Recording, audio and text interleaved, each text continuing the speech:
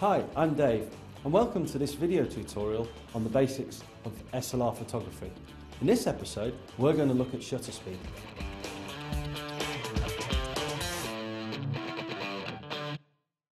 So, to take a great photograph, one of the key things we need to think about is exposure. And by exposure, we mean the amount of light entering the camera through the lens and hitting the sensor. There are three key factors to controlling exposure, which we call the exposure triangle, namely the ISO, the shutter speed and the aperture size. Have a look at some of our other tutorials that talk about ISO and aperture size, but in this one we'll concentrate on the shutter speed. So the shutter itself is housed in the camera body and controls the amount of light let into the camera. The best way to think about this is some curtains opening and closing as you press the shutter release, and the curtains stay open for however long the shutter speed is set for. So taking my camera, and this Nikon model, the dial should be set to S. In your camera it might be called TV. Both mean shutter speed. When I set the shutter speed, it means that the camera will automatically control the other side of the exposure setting, aperture size, to make sure that you get the correct exposure for your picture. So the shutter speed is measured as an actual time. So if it's set to 1 second, that means that the shutter itself will be open for 1 second. If it's set to 1/500th of a second, the shutter will be open for 1/500th of a second. And that time is what controls the amount of light entering the camera. So from a 30th of a second to a 60th of a second, we're actually halving the amount of light that gets in the camera because we've halved the amount of time that the shutter is open for. So, apart from controlling the amount of light entering the camera, what else can we use shutter speed for?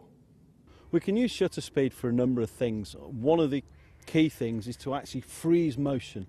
I've got Lee over there and he's going to run through the frame, and I'm going to start off with a really fast shutter speed. What that will do, really freeze the action as Lee goes past me, and I'll get a really sharp image of Lee running. What I will then do is slow the shutter speed right down and take the same shot as he runs past, and it will blur Lee as he goes through the shot to give a real sense of dynamism and motion, and that's what we're looking for with those kind of slow shutter speed shots. So I'm starting with a shutter speed of 1/800th of a second. So we'll get Lee running in now. Okay, Lee?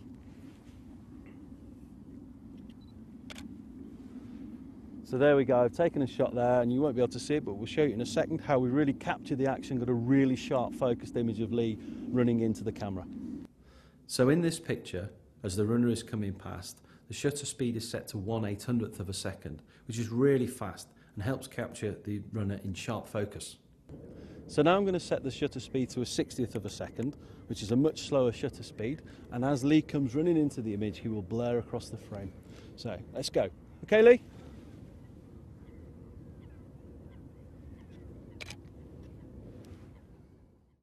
In this example, we can see that the runner is coming past us, and because we've used a much slower shutter speed, 1/60th of a second, the image of the runner himself is blurred while the background remains in sharp focus.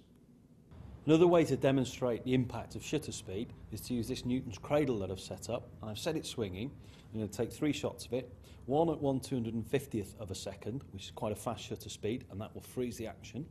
One at a 50th of a second, obviously much slower, and we'll start to see some blur in the motion. And the final one at a 10th of a second, which will really blur right across the frame of the picture. So let's take the first shot at 250th of a second. There we go. And a shot at a 50th of a second.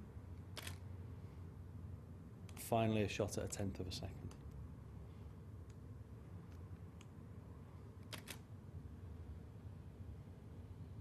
There we go, 3 shots. We'll have a look at these now. On this image of Newton's cradle, taken at a shutter speed of 1/250th of a second, we see that the balls as they swing through really are in sharp focus, and we've captured the motion absolutely perfectly. So in this image of Newton's cradle, taken at 1/50th of a second, the frame itself is still in sharp focus, but the balls themselves are moving through the frame and so appearing blurred. But we're still not getting that full sense of dynamic motion, which is what we're trying to achieve with this shot, because the shutter speed is still too fast. But in this final image, taken at 1/10th of a second, actually the effect is much more pleasing as we get a nicely blurred image through the frame, and the balls give a real sense of motion as they swing across. So really it's down to what you want to show from your image, whether you want to capture blurring of motion or whether you really want the sharp detail of something as it's caught in flight, as it were. A great way for you to practice this is to use a local fountain, where you can take images of the water as it's coming out of the fountain. If you use a fast shutter speed, you'll catch the droplets of water in really sharp definition. But as you slow the shutter speed down, what you'll find is the image becomes more and more blurred and the water takes on a milky appearance. And this is a great example of how a fast shutter speed can help you catch something moving past at a high speed. These Canada geese are really sharp in the photograph because the picture was taken at a shutter speed of 1/800th of a second. When we use a really slow shutter speed with a handheld camera rather than on a tripod, we often find we encounter something called camera shake, whereby we are just unable to hold the camera steady enough to give a sharp image. As we can see in this image, the branches, the leaves, the rays of the sun are all poorly defined and really quite blurred. The image was taken at 1/15th of a second and it's just not fast enough for us to be able to handhold a picture. Typically, to avoid camera shake, we need to be above at least 1/60th of a second. So as we see with this image, taken at 1/200th of a second, everything is in much sharper focus because we're able to shoot fast enough to avoid our hands shaking the camera as we take the photograph. A good tip for this kind of work, where you're using really slow shutter speeds, even with a tripod, to avoid camera shake completely, is to use something like this, a remote shutter release. This prevents me even having to touch the camera and tripod setup. No chance of camera shake. I just click and release and the picture's taken. So we're going to look at a technique called panning now, and this is a technique that allows you to capture real dynamism in your picture.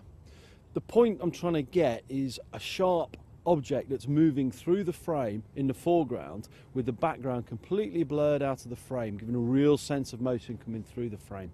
So what I've got is Lee in his car just up there. I'm going to ask him to drive up.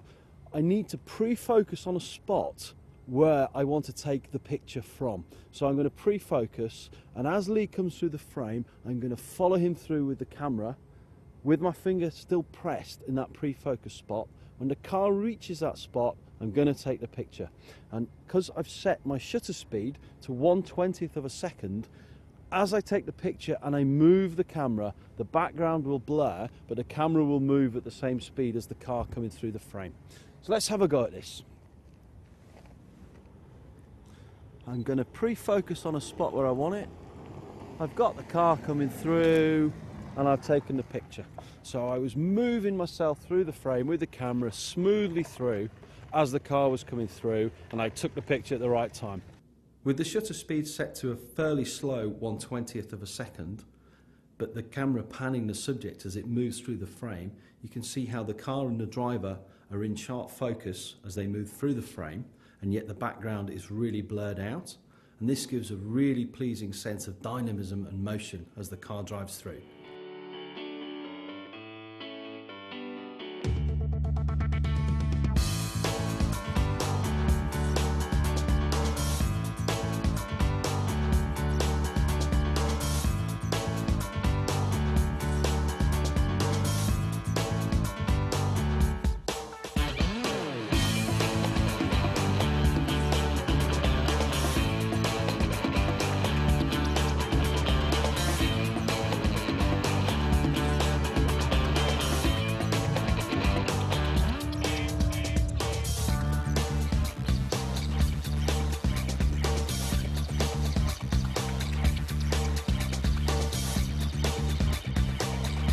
Here are some more examples of how to use the shutter speed to control the sense of motion.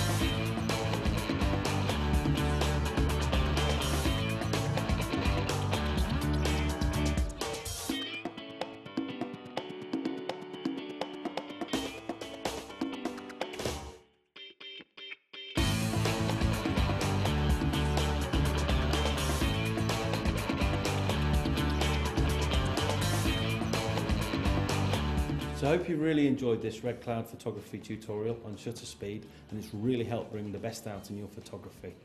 Please check out our website for other great tutorials and other courses that we offer, and I hope to see you again soon. Cheers.